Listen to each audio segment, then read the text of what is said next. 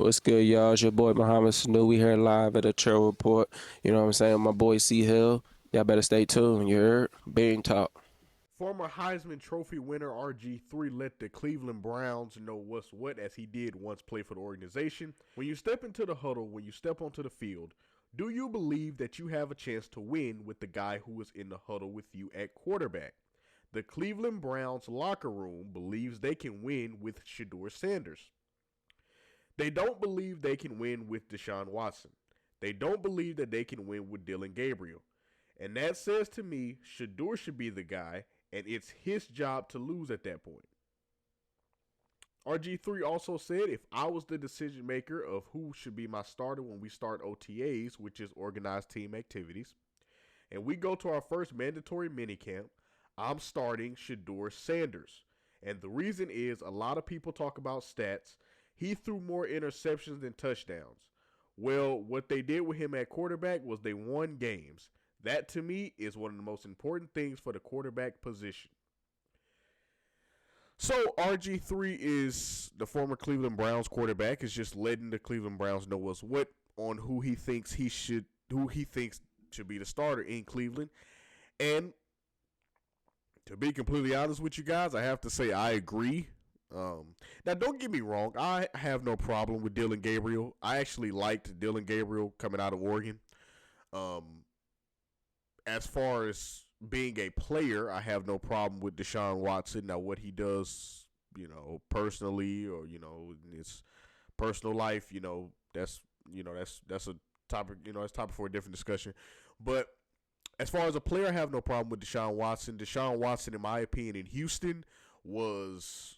I mean, I don't know if you guys remember it, but after you watch this video, go back and watch some Deshaun Watson Texans highlights. He was that guy in Houston. He was that guy. He just went to Cleveland, changed the scenery, then the cases and everything, and it kind of his play just very severely decreased from where he once was. He was Pro Bowl level, and then just went to just downhill. And RG3 is pretty much talking about that in his reasoning for Shedeur being a starter. He said that they don't believe in Dylan Gabriel to be the quarterback, and they don't believe in Deshaun Watson to be the quarterback. They believe in Shedeur Sanders. Now, I agree with him because of this. Shedeur Sanders went 3-4 as a starter. Yeah, that's not impressive. But, as far as being, Patrick Mahomes or somebody, okay, you went 3-4. But understand he only played 8 games, and you're on the Cleveland Browns. Let's just keep it real now. You're on the Cleveland Browns. You played 8 games. You went 3-4. Yes, he threw more interceptions than touchdowns. But guess what? Call it what you want. You can say it don't matter anymore. It's underwhelming now. You can call it what you want, but he also was selected to play in the Pro Bowl. And I know what you're saying to that. Well, so was Tyler Huntley. Hey, listen, it still happened. He still was selected to play in the Pro Bowl. So I think when you really look at it, I don't think that there's a reasoning that the Browns can go to as far as why anybody else should be the starter. And the reason I say it is this. Look at the numbers, okay? Dylan Gabriel I wrote it down to make sure I got it right for you guys. Dylan Gabriel went 1-5 as a starter for the Cleveland Browns. Okay. In 19 games, with Cleveland, Deshaun Watson has over 3,000 yards, over 3,300 yards in 19 games now. 19 touchdowns, 80.7 quarterback rating, which is a little average to below average, 12 interceptions, and that's Deshaun Watson's numbers. Now check this out. Outside of a Jameis Winston interview, does anybody remember anything from Deshaun Watson being a Cleveland Brown? I hate to say it, but his play, fell off when he got to Cleveland. And that's not a new thing because, I mean, a lot of players fall off when they get to Cleveland. But it just happens to be one of those things. Now, I still believe that Deshaun Watson is talented. Talent doesn't just go away. I just think he fell in the wrong system. And much like a lot of players when they go to Cleveland, it is Cleveland at the end of the day. So you have to factor that in. However, that is also why I say Shedeur Sanders should be the starter, because that is Cleveland. And he went 3-4 as a starter. But guess what? He started winning games. Say what you want, he gave the Cleveland Browns hope. He did. He gave them some type of hope. They almost had it with Dylan Gabriel. But the thing with Dylan Gabriel, what I believe happened was this. I think believe it or not, I think the excitement was there with Dylan Gabriel. Excuse me. Sorry, allergies. I think the excitement was there with Dylan Gabriel. I just don't think his production started to, you know how this is, you know, in the NFL and in sports. I feel like you have to justify your excitement. Like the fans have to start having a good reason to be happy about you. You know, for a while, like if you're a rookie quarterback like Dylan Gabriel was, for a while it just goes off potential. And I break it down like this. You have the potential hype, which is like when you first start the season, preseason, you know, starting training camp. That's like the hype potential. Okay, he can do something. Like I can't wait to see what he does when he get out there. And that rolls into early season. Okay, there you get some time.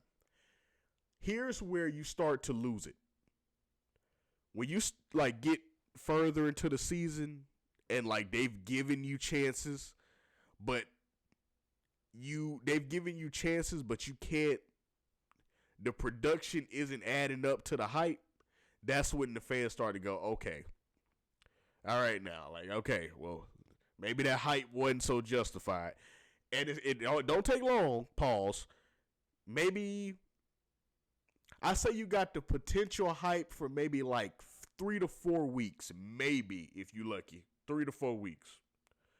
Once you get past that, it's okay, all right, we get you got potential and all that, but we need to start seeing some flashes or something because,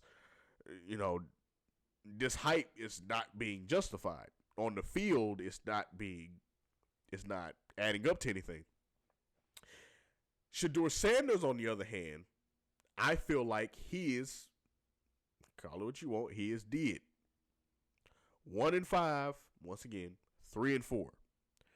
I'm no math genius, but we can all know that three is more than one. So, that's natural.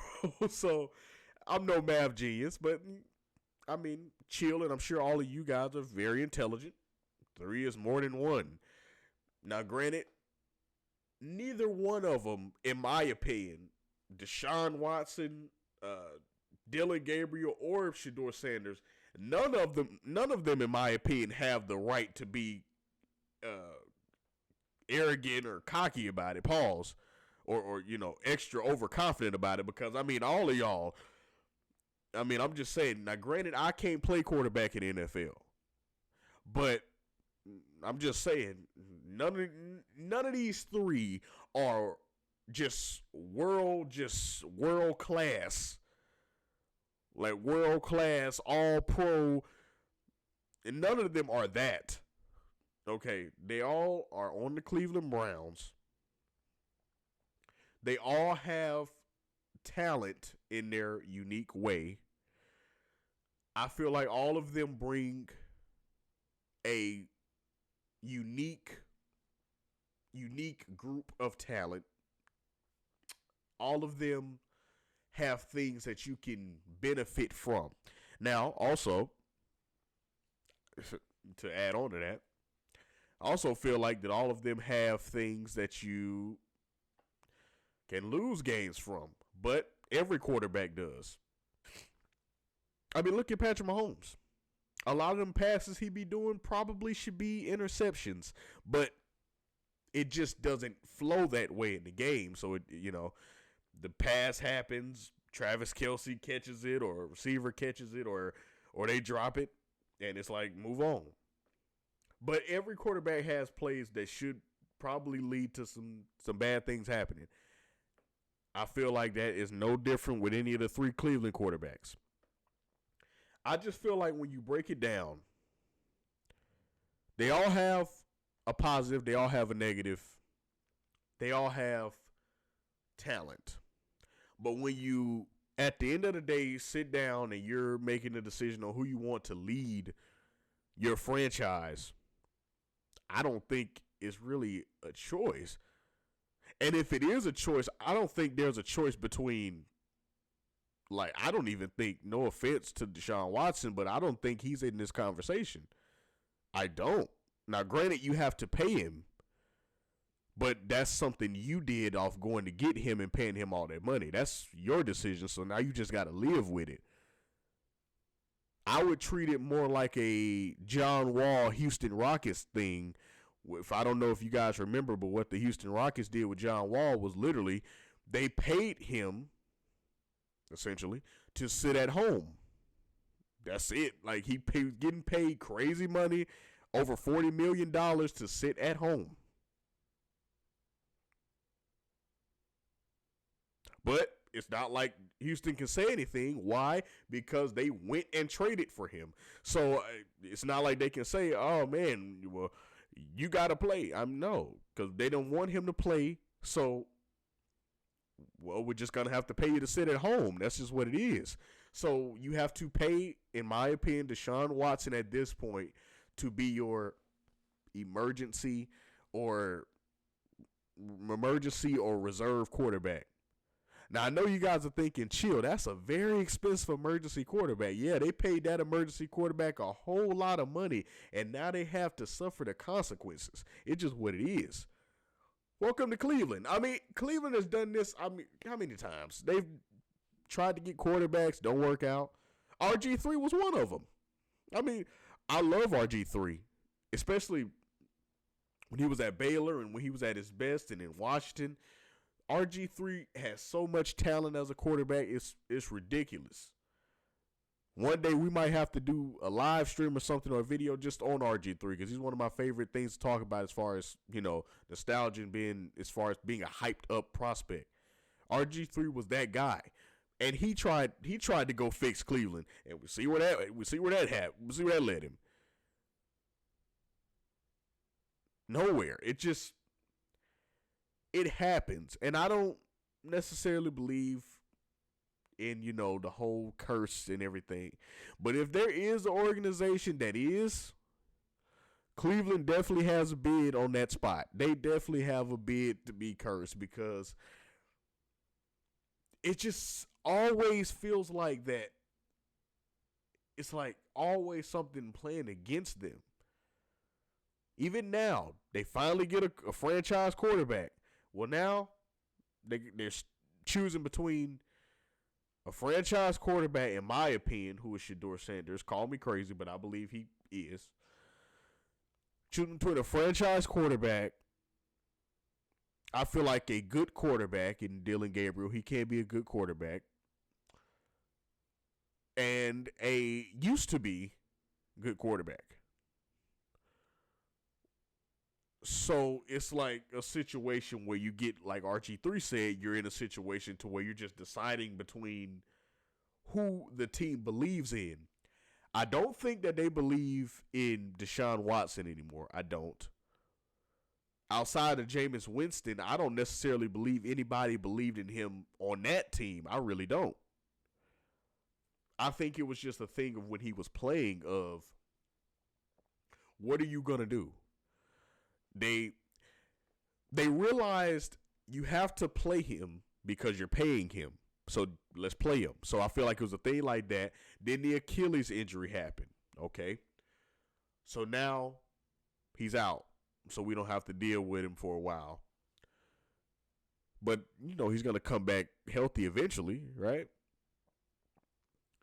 I don't think they factored that in naturally because they were just probably happy to get him away for a while. As terrible as that sounds, but that's how organizations think sometimes. I'm just being honest. So I don't think anybody necessarily was like, "Whoo, we got Deshaun Watson. We gonna go win the Super Bowl now." Like I don't think anybody was thinking that. I just think it was a thing of, okay, this is what we got. Let's just roll with it. Outside of Jameis Winston, I didn't really see anybody like extra supporting him on that team or speaking up for him or making it clear that they wanted him to be the starter. I think they were cool with it. Like, okay, he's the starter. He's a former, he led a team to the playoffs before. He's a former All-Pro. He's a former Pro Bowler. Like, okay, so we're going to just see what happens. And they were cool with it. And that's fine. But I don't think they were necessarily extra confident with him. So that's to RG3's point. That's just working with what you got. I don't think they are as confident in Dylan Gabriel as they are in Shedeur Sanders. Because I look at team energy a lot. And if you look at the energy of the Browns, anybody will tell you. Go back and look at some of those Browns games where Shedeur was the starter and Dylan Gabriel was the starter. Go back and look at the energy. Shedeur, say what you want. You can call him arrogant or confident, whatever. But take the personality out for a second and just look at his play. Look at his energy.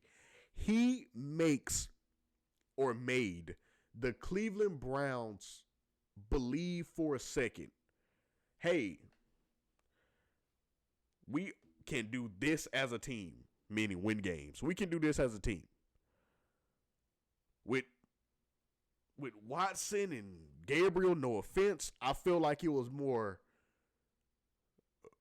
we might can win. We'll see what happens. With Shedeur, he makes them believe. He gives them confidence. He has that.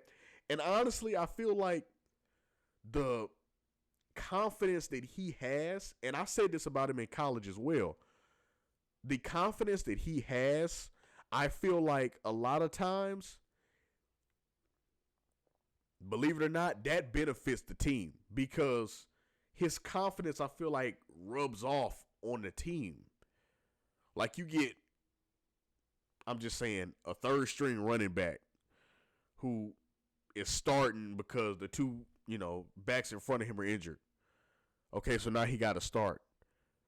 When you around Shedeur Sanders and he got that energy and that swagger and he doing the Shedeur thing and all, when you get that energy going, players start believing it. They start believing it. They start having that swagger too. They start carrying themselves a little more confidently. They start moving a little bit more confidently. They start, moving a little bit, and it's not arrogant or anything like that. It's just they start believing a little more. Believing, okay, we can win this game for real. Oh, okay, we can go score a touchdown right here. Even though it's the fourth quarter and we down by 7 and we normally don't come through on these situations, but you know what? We gonna go score right here. It brings that certain energy. And it's not like Shedeur doesn't have the stats to back it up. I'm just saying he has the numbers to back it up. 1,400 yards, 7 passing touchdowns in 8 games, 169 rushing yards, 1 rushing touchdown, 10 interceptions. Yeah, it was sacked 23 times. That's not good, but I mean, that's not on him. That's not his fault. That's the offensive line. Joe Burrow, I always bring this up. Joe Burrow was, the Super Bowl year, kept getting sacked to the point where I don't know how they made it through the Super Bowl until the offensive line collapsed like it did, but they did. Shout out to them. But when they needed it most, the offensive line did what it did best that year. It collapsed. So Joe Burrow can't control that. No matter how good Joe Burrow is. Joe Burrow is amazing, but he can't throw no football to Jamar Chase or nobody else when he's on the ground. That's not going to happen. So It's just a thing of he can't control that. So I just feel like RG3 definitely had a point. And I feel like the Browns, need to just, I'll be honest, just snap out of it. Like snap out of it. They're confusing a situation that doesn't need to be confusing. You have 3 quarterbacks. They all fit into a role, in my opinion. The veteran, he's the third string. Right? You got the veteran, he's the third string, Deshaun Watson. Right? You got to pay him anyway, so you might as well, let him be the veteran and I guess you could say mentor the guys or whatever. Okay, so he's the third string. You got Dylan Gabriel, he has potential. Second string. Something happens to Shedeur Sanders, he steps in, he has the talent to lead, he has the talent to win you some games. Okay, and that's your starter, Shedeur Sanders. Should have been the second quarterback taken overall. Pause. Should have been the second quarterback that went off the board. He wasn't. We know what happened. He slid down. It is what it is. But he's your guy at the quarterback position. Already went to a Pro Bowl in his first year. People said that he played trash and already went to a Pro Bowl. Now, whether the numbers back it up or not, he went to a Pro Bowl. So I feel like it doesn't need to be confusing. I'm glad that RG3 said it. I'm glad that somebody's just calling the confusion, honestly, a bluff, I guess you could say, because it's not really much to be confused about. You have your guy, roll with him, see what he can do, and if he doesn't work out, guess what? There is a draft next year, so you draft another quarterback and start over. That's what you do. And keep doing that until you find your guy. Until you find that guy, you keep the process going. Trust the process. So I'm glad RG3 called it out, and I'm glad that somebody finally said what I've felt like needed to be said since the season ended. I don't know why they didn't give Shedeur Sanders the green light after the season ended. But, teams have different ways of going about things, and maybe they want to add a little pressure on them. So I don't know. We'll see what happens, though. OTAs are soon. So we'll definitely see what happens. I 100% agree with RG3 though. Shedeur needs to be the guy for sure. It's me, Chill from the Chill Report. If y'all watched the video, I hope you enjoyed it. Make sure to come back next time. Before you leave, make sure to like, subscribe, and comment. Become one of the chillest players in the game. And I'm out. Peace.